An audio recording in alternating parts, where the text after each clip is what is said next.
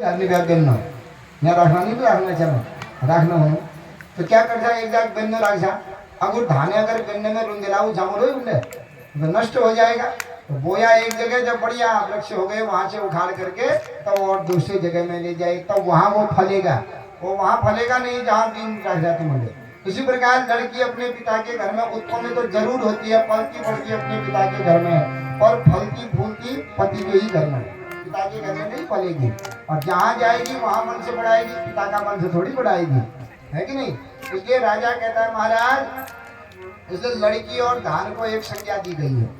कन्या भी अपने पिता के घर में उत्पन्न होगी, पलेगी, बढ़ेगी, लेकिन वंश जब विवाह होगा, विवाह होने के बाद चाहे अपना पिता उनको घर जमाई क्यों न रखे, वो नाती अपने गोत्र नहीं होगा, अपना सरनेम नहीं होगा, उसका जाति जमाई की होगी, गोत्र जमाई का ही होगा। तो वो पिता के वंश को न बढ़ा करके पति के ही वंश को बढ़ाएगी।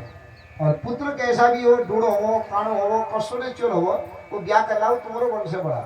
माने पुत्र जो है जमीन के समान है, जमीन तुम्हारे पास है, बंजर रहे कैसी रहे किसका अधिकार हुआ, मालिक का।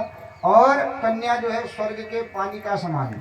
स्वर्ग का पानी जब होता है जमीन पर होता है तो स्वर्ग को लाभ होता है कि जमीन को लाभ होता है, जमीन को लाभ होता है। इस प्रकार एक जब हम MA आचार्य करते थे तो उसमें कन्या और पुरुष का बारे में बताते थे कि शास्त्रों में, अब जैसे कोई तर्क भी होता है ना कि आजकल लड़का लड़की एक ही समान होते हैं, तो शास्त्रों ने और बड़े बड़े विद्वानों ने इसका क्यों जो है खंडन किया।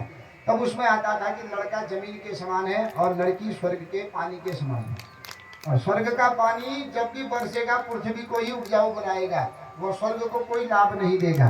इस प्रकार कन्या चाहे कितनी गुणी हो, वो पिता के घर में बिना विवाह के रह जाएगी, पिता का वंश नहीं बढ़ाएगी। विवाह होगा पिता के वंश को बढ़ाने वाला बढ़ाएगी नहीं, पति के ही वंश को बढ़ाएगी। चाहे खुशी पिता के वंश को मिले, कुछ भी हो, लेकिन वंश पति का ही बढ़ाएगी।